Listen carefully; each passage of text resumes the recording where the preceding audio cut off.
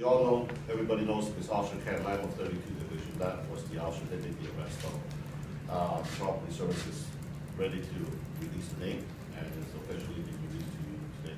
There are a number of reasons why he's not available to the media. I want to make it clear for media and the public to understand why he's not available right now. First of all, he is the key witness of a multiple homicide.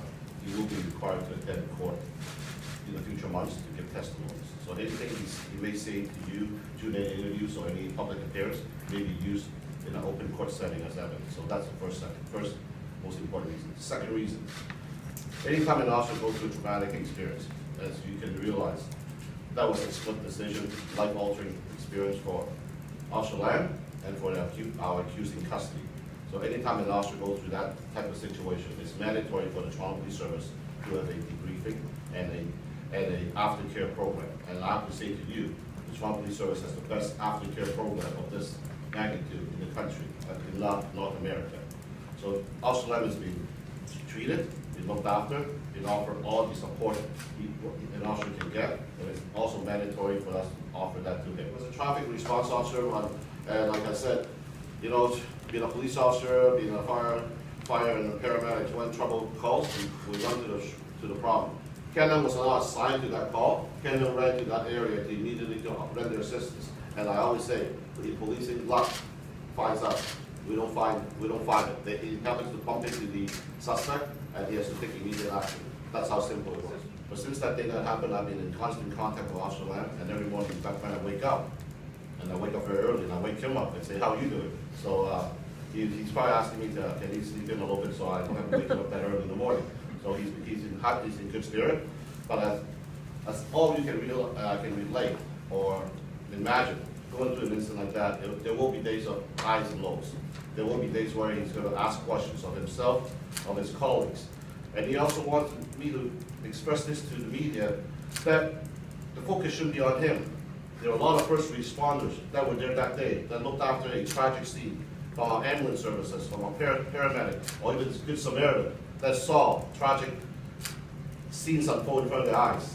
Those people should be in our thoughts and our prayers, should be in our minds, that we should be concerned about too. Not only, and I can assure you, not a single Toronto Police Service member wake up in the morning and says, "I want to be a hero." This morning when I spoke to him, when I text him back and forth, just by the language, that he has improved quite a bit.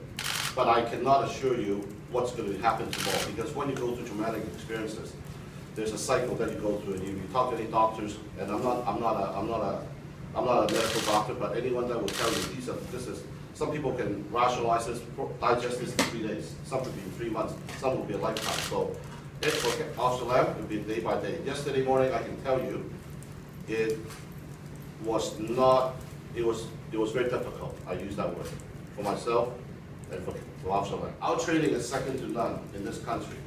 We talk about the escalation. The chief talked about every year we have 30,000 people in our custody, and the use of force incidents is less than 0.5%. That speaks loud volume for our decision-making ability, assessing, and our cool thinking under stress. And our people are put through rigorous training every year. And Officer Lam clearly exhibited and understood.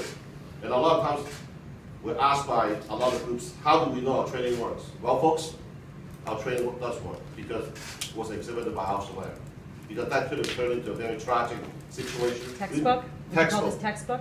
I can tell you, but unless you see it in person, they're total different spectrum. So that's why it's remarkable for us to holding something like this for us to say, look at this. We've been telling the public, telling the media, telling anyone that our mindset is to de-escalate, is to have zero harm.